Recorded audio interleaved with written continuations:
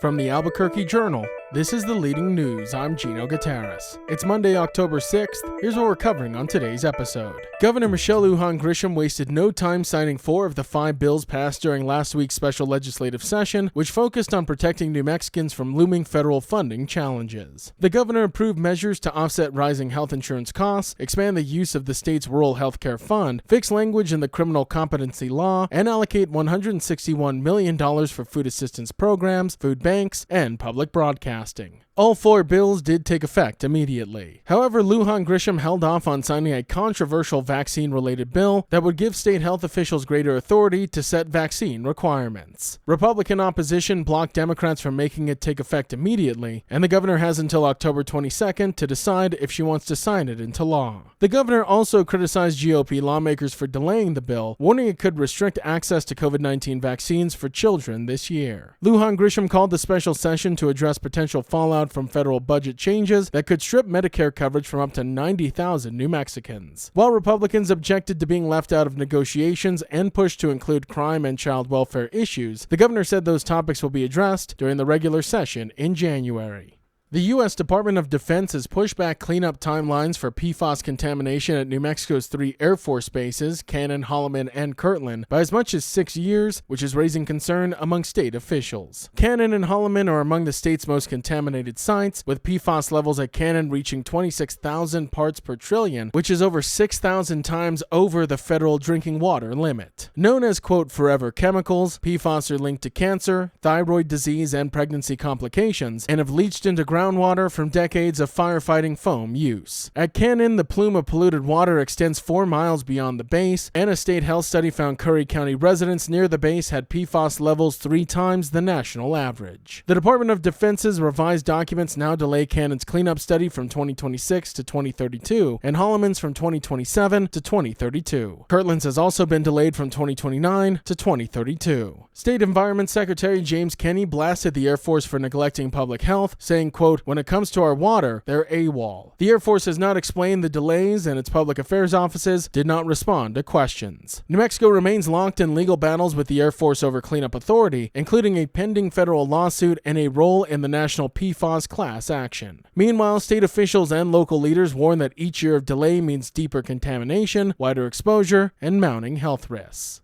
The Trump administration has backed off plans to tie $1.4 billion in federal crime victim funding to immigration enforcement following a lawsuit filed by New Mexico and 19 other states. New Mexico Attorney General Raul Torres announced on Friday that the U.S. Department of Justice quietly restored full Victims of Crime Act or VOCA funding for 2025, posting new state-by-state allocations online. New Mexico will receive about $1.23 million for victim assistance programs, including sexual assault exams, emergency shelters, medical and funeral costs, and crime scene cleanup. Earlier this year, the administration had threatened to withhold VOCA grants from states that did not cooperate with federal immigration authorities. The coalition of states sued in August, arguing the move violated the separation of powers by attaching political conditions to congressionally appropriated funds. Torres called the outcome, quote, a victory for crime victims, emphasizing that the case was about protecting essential services, not politics. Created in 1984, VOCA channels money from federal fines and penalties to states for services like domestic violence shelters, rape crisis centers, and victim assistance offices. Under the settlement, states will continue to receive their full VOCA funding without any immigration-related requirements.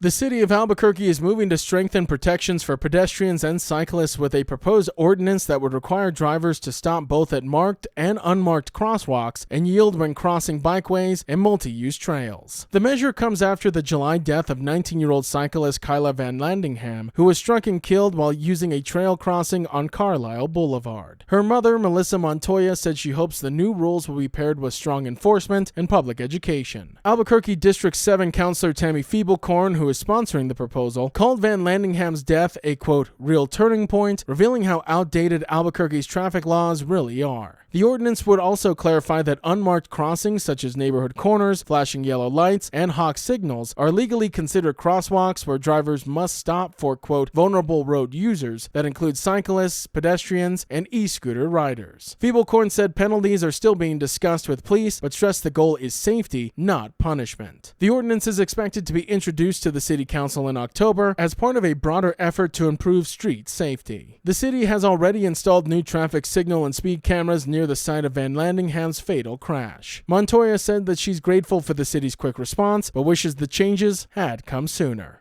And in business news, home prices in the greater Albuquerque area have reached record highs, even as the city's housing market shows signs of stabilizing after several volatile post-pandemic years. In August, the median price for a single-family home hit $379,545, the highest ever recorded by the Greater Albuquerque Association of Realtors. Demand remains strong, but inventory is up 15% from last year, and homes are spending more time on the market, 39 days on average, up from 30 days in 2023, signaling what experts say is a return to balance. Real estate agent Tigo Venturi said affordability is the market's biggest challenge, with many homeowners staying put to keep the low mortgage rates they secured during the pandemic. Mortgage rates, now around 6.3%, have dropped slightly from over 7% earlier this year, but remain far above the 2.65% lows of 2021. That's cooled the frenzy where buyers routinely bid above the asking price, according to mortgage broker Heather Pather. Building affordable homes does remain difficult, however. Rising construction and land costs make it nearly impossible to build new homes that are under $300,000 in Albuquerque. More affordable options could be found in Rio Rancho, Los Lunas, and Moriarty, according to Greater Albuquerque Association of Realtors President Christopher Sheehan Tanner. Tanner also noted that Albuquerque's slower growth spurred from the steep corrections that have been seen in other western cities. The leading news is powered by the journalism of the Albuquerque Journal. If you enjoy hearing all of the stories we share with you here daily, please consider becoming a digital subscriber to the Journal by utilizing the discount code in our show notes. Every subscription helps support local journalism and allows us to provide you with the news that matters to you. Now taking a look at Albuquerque's weather forecast. Sunny skies are expected today with a high near 82, and as for this evening, isolated showers and thunderstorms are expected after 9 p.m., mostly cloudy with a low around 50.